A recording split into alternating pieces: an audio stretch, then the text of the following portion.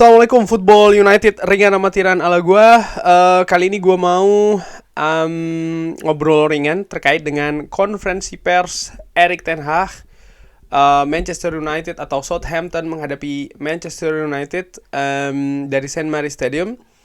Ini langsung aja gua ambil dari Manchester Evening News. Ada beberapa informasi terkait dengan pertandingan dan juga beberapa informasi lainnya langsung didapat dari Erik ten Hag, konferensi pers Erik ten Hag. Oke, langsung aja. Kabar tentang tim untuk pertandingan besok ini dikabarkan kalau Anda akan melihat perubahan atau pergantian besok. Saya akan memberikan kabar tentang pergantian tim. Pertama, Anthony Martial itu tidak fit. Jadi Anthony Martial tidak bisa bermain besok. Nah, ini maka formasi yang ingin gua lihat besok tidak bisa lagi. Karena yang nonton Football United video preview, gua ingin 4-3-3 dengan Jadon Sancho, Anthony Martial, dan Marcus Rashford ada di depan. Nah, ini Anthony Martial ternyata tidak tersedia untuk pertandingan besok. Di update juga kalau akan ada perubahan. Nah, ini menarik menurut gue, perubahan seperti apa yang akan terjadi di starting 11. Apakah Casemiro akan tampil dari awal atau bahkan ada perubahan pemain yang tadinya tidak bermain dari awal di pertandingan menghadapi Liverpool akan bermain dari awal, yang bisa saja ya. Erik ten Hag juga memberikan komentar tentang spirit. Spirit sudah bagus ya, tapi sekarang ini jadi lebih baik lagi karena kemenangan di hari Senin menghadapi Liverpool. Tapi itu adalah hanya satu pertandingan, jadi kita harus membangun lagi ke depannya. Kita harus membangun, dan saya pikir semua orang sangat mengerti tentang hal tersebut ya. Betul banget, di pertandingan menghadapi Liverpool memang karakter, attitude dari pemain tampil cukup luar biasa dibandingkan dengan 2 pertandingan sebelumnya. Tapi ya ke depannya Manchester United harus terus paling tidak menjaga konsistensi dari mentalitas, dari attitude dan juga karakter. Sehingga faktor teknis, taktik, strategi ini bisa lebih lancar lagi berjalan di atas lapangan ya implementasinya. Lalu Erik ten Hag juga memberikan kabar tentang Casemiro dan juga Martial. Casemiro fit, dia melakukan segala training session. Sementara Anthony Martial ini punya problem di Achilles. Dia tidak bisa memberitahu lebih lanjut seperti apa ya, berapa lama ini akan terjadi, artinya cederanya itu akan berapa lama dia absen. Saya harap dia akan bisa tersedia untuk pertandingan selanjutnya. Lalu Erik ten Hag juga memberikan update atau kabar tentang Jones, Tuanzebe, dan juga Williams. Kita berbicara tentang pemain yang tidak tersedia. Saya tidak berpikir mereka akan keluar window ini. Wow, berarti Phil Jones, Axel Tuanzebe, dan Williams ini dikabarkan oleh Erik ten Hag ya. Brandon Williams ini akan stay di Manchester United. Gue ulangin sekali lagi, menurut kabar dari Erik ten Hag ini, menurut gue kabar penting, Phil Jones, Axel Tuanzebe, dan juga Brandon Williams ini akan stay di Manchester United. Dengan demikian menurut gue kedalaman squad untuk back tengah cukup bagus, kedalaman ya. Sekalipun dari sisi teknis ya, ini akan sangat ketat sekali persaingannya.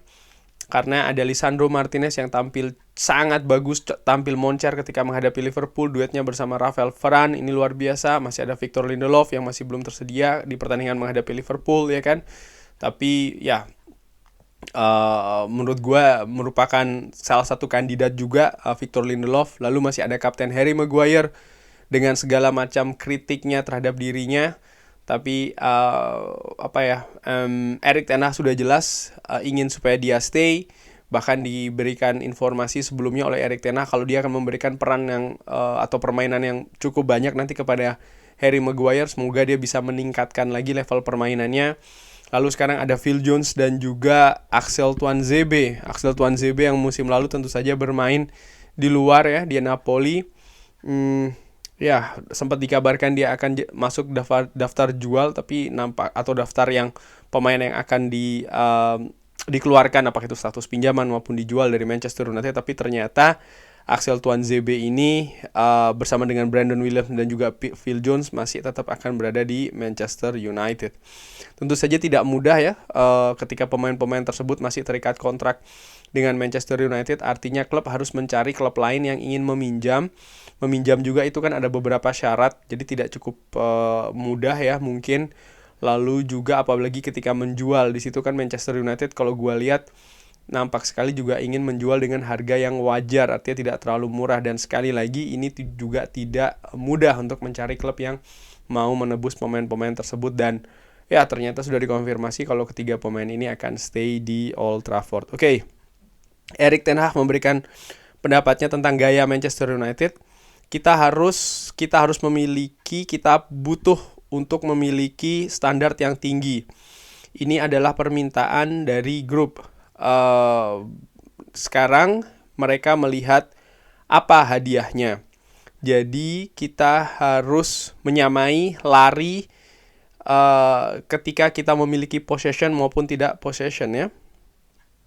Kita harus berlari dan kita harus bergerak kalau kita ingin mendiktate sebuah pertandingan. Ya jelas menurut gua kalau pemain tidak mau bergerak ya solusi itu tidak akan didapatkan di atas lapangan. Ini sudah terlihat jelas ketika menghadapi Liverpool, di mana pemain Manchester United tampil sangat aktif, sangat cair, pergerakan juga ke segala penjuru.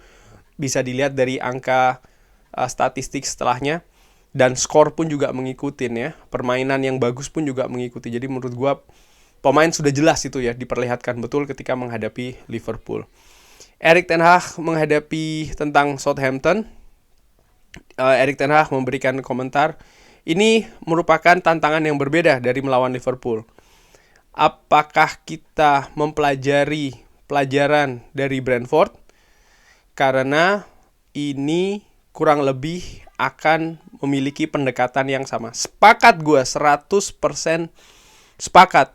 Ini pertandingan tandang kedua. Di pertandingan tandang pertama, fokus dari pemain Manchester United tidak ada dari menit pertama. Dan langsung dihukum oleh Brentford.